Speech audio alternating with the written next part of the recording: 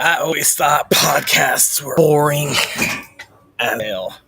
Um, so I created my podcast probably 2 years ago. Before that, I never listened to them.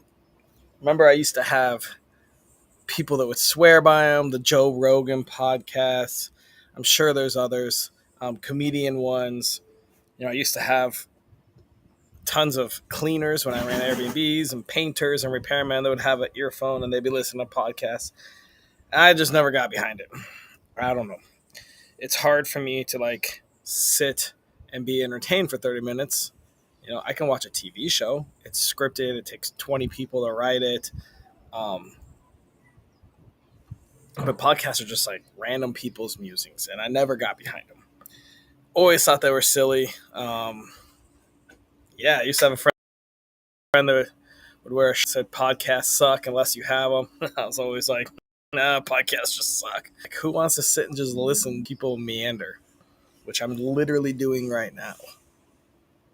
Why are you watching this? I'm not that smart. I'm just one that does this a lot. I don't know. So I've kind of come around and wrapped my head around it.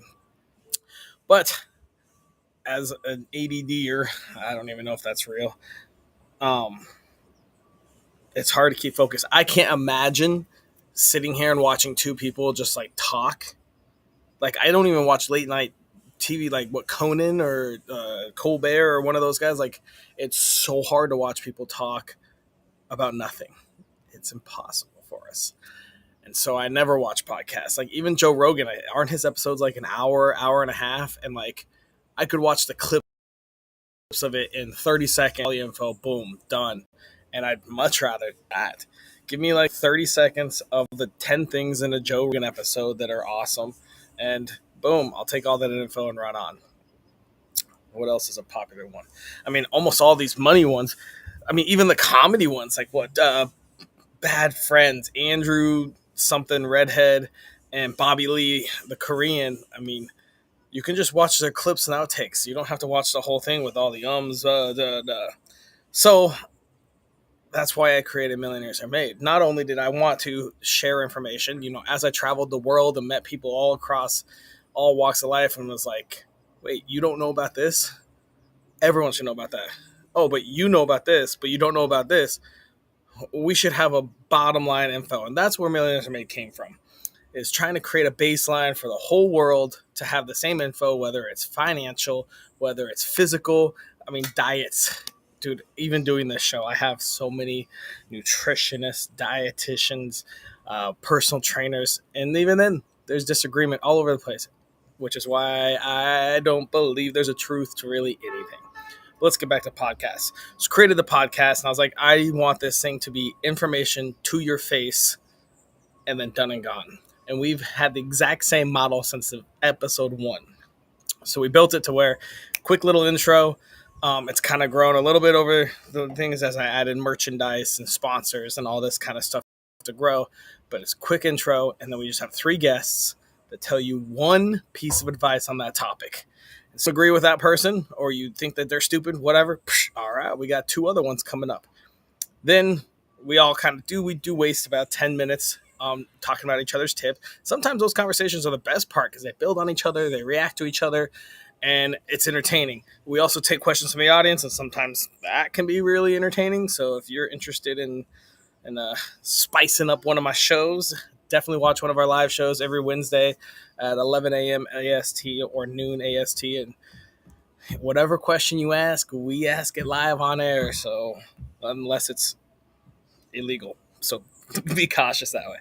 And so that's how I thought audience engagement's huge. And I don't think there's many podcasts out there that do that. First off, they got to be live.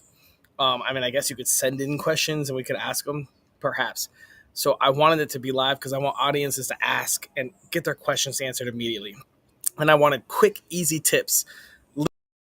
Literally, each guest only has 3 questions in 5 minutes. One of the questions is, what is your tip? Okay. Then at the end, we get a daily challenge. So we come and we do one little 5-minute activity so you have an actionable item to improve there. And so that is why I created my live show podcast and why I think it hit top 100. And I mean, everyone that watches it, every time we get new guests, they're all like, dude, this is crazy. It's different. It's this and that. And that's all I want to hear. So if If you hate podcasts like I do, I still don't listen to any other podcasts. Yeah, that's true. I don't even have Apple Podcasts on my phone, or I honestly don't even really know how I would search for one. I'm sure I could go to applepodcast.com or something like that and search for a podcast. I know so little about it, yet I produce a top 100 Apple podcast. And we don't even market on Apple. It's wild. It's crazy how this journey's taken us. Um, it's awesome how it's grown. I still call it a live show. I don't call it a podcast. Uh, I mean, I guess podcasts are not a podcast, but we kind of group it all together. So I don't know if you have a good podcast. Let me know. I guess I can listen to it while I don't know, man. I just don't listen to podcasts. When I work, I have music in the background. I guess I could change that, but then working and trying to listen and take knowledge down, that sounds almost impossible. Yeah, it's fascinating.